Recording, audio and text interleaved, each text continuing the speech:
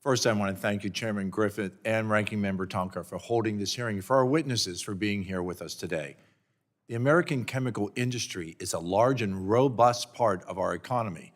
With revenues of over $600 billion, it provides over 500,000 of highly skilled jobs for Americans. Just as important, American chemical industry produces a large share of the critical materials that we have discussed in this committee many times. Chemicals like ethylene oxide, which has been used to sterilize medical equipment that is being used throughout surgical suites in America each and every day, and trichloroethylene, which is used to manufacture each and every battery, batteries that brought us here in our vehicles today. While China has invested heavily to dominate the global rare earth mineral market, our domestic chemical industry has stayed strong. This is because of the affordable and reliable energy that we have in this country, the energy that is under the feet of my constituents in Pennsylvania.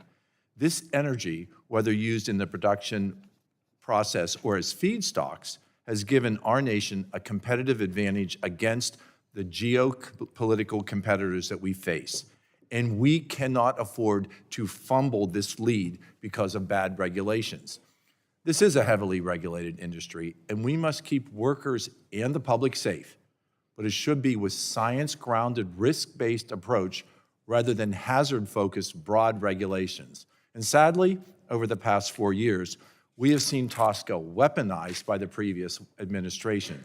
Fortunately, on Monday, President Trump said, "We are back in the golden age of America, where we are going to bring back manufacturing jobs and unleash American industries that are critical to our economic and national security." Mr. Moody, as I mentioned in my comments, why does it matter to our domestic chemical industry for the U.S. to unleash energy production, and how does that affect global competitiveness? Well, thank you for the question, Congressman. I would just say at the outset, we have the world's most competitive refining and petrochemical industry, hands down. This due to a combination of factors. You mentioned natural gas, so we have cost-advantaged feedstocks here. We have an unsurpassed workforce, structural advantages throughout. So these are economic drivers of our communities and national security assets that we shouldn't be taking for granted. I would say affordable energy in general makes it easier to ship goods, to manufacture goods through power generation, and it provides consumers with more disposable income at the end of the day to spend in other parts of the economy. So affordable, reliable energy is critical to everything we do. In the U.S., you mentioned natural gas. That's both a transportation fuel, can also be used as a feedstock. We're cost advantage there. Most of the world uses a chemical called naphtha, which is more expensive. Our petrochemical manufacturers have a tremendous advantage here in the U.S.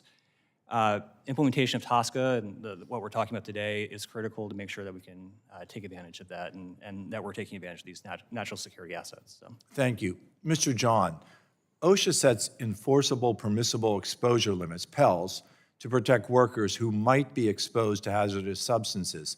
And this includes limits on the airborne concentrations of hazardous chemicals in the workplace.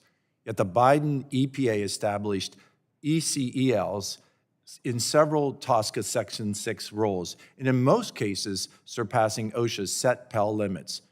Do you believe that the EPA has overstepped their statutory authority and infringed upon OSHA's PEL authority by creating the ECELs, and how can the EPA utilize the best available science to set feasible, reasonable, and scientific limits? Absolutely. So EPA has gone beyond its statutory mandate, and it's now in OSHA's territory. OSHA is responsible for workplace safety.